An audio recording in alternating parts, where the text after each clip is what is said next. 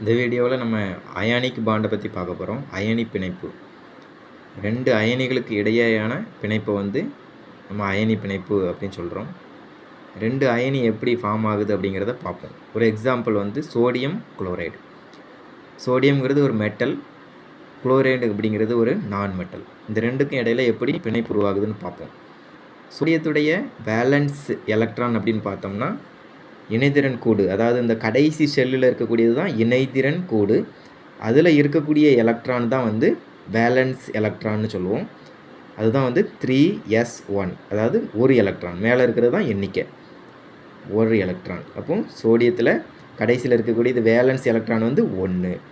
அதே மாதிரி குளோரினுக்கு நம்ம வேலன்ஸ் எலக்ட்ரானை மட்டும் பார்த்தோம் அப்படின்னா, இது அதுக்கு முந்தின செல்லு, 2 செல்லு, இது கடைசி செல்லு. இந்த கடைசி செல்லை வரைஞ்சிருக்கேன். கடைசி செல்லில் வந்து 3s2 3p5, மொத்தம் 2 5 7, மொத்தம் எத்தனை 7. அப்போ வேலன்ஸ் எலக்ட்ரான் வந்து குளோரினுக்கு மொத்தம் 7 இருக்குது. நமக்கு ஸ்டேபிளாக ஃபார்ம் ஆகிறதுக்கு தான் எல்லா ஆட்டமுமே வந்து விரும்பும். அந்த ஷெல்லுடைய கடைசி ஷெல்லு வந்து ஸ்டேபிள் ஆகக்கூடிய இதை தான் வந்து விரும்பும். ஸ்டேபிள் ஆகிறதுக்கு என்ன அப்படின்னா, இந்த மாதிரி 2 8 10 அந்த மாதிரி ஒரு முழுமையான நம்பராக இருக்கணும்.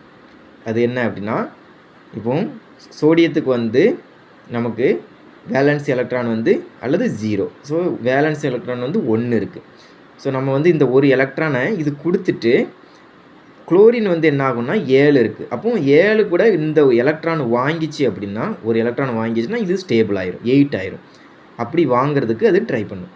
அதனால தான் சோடியம் வந்து ஒரு எலக்ட்ரானை கொடுக்குது. இங்கே பாருங்கள், ஒரு எலக்ட்ரானை கொடுக்குது. இதே மாதிரி 2 சோடியம் ஆட்டத்துக்கு வந்து 2 எலக்ட்ரான் நமக்கு கிடச்சிரும். அந்த 2 எலக்ட்ரானை நான் இங்கே போட்டுட்டேன்.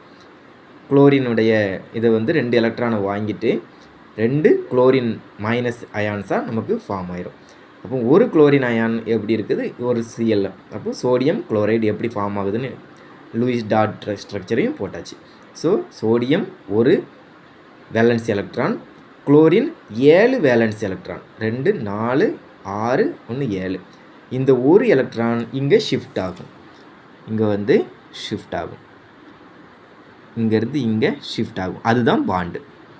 ஸோ இங்கே ஷிஃப்ட் ஆகிறது தான் வந்து பாண்டு. அப்படி இந்த எலக்ட்ரானை இது கொடுத்து, இந்த 2 எலக்ட்ரானில் ஒரு எலக்ட்ரானை வந்து இந்த எலக்ட்ரான் வந்து இந்த எலக்ட்ரானுக்கு கொடுக்கறனால இது வந்து இது ப்ளஸ் ஆயிரும், இது மைனஸ் ஆயிரும். ஸோ சோடியம் ப்ளஸ் ஆகும். குளோரின் வந்து ஒரு எலக்ட்ரானை வாங்கினதுனால அதுவும் ஓவரால் சார்ஜ் வந்து மைனஸாக ஆயிரும். நன்றி.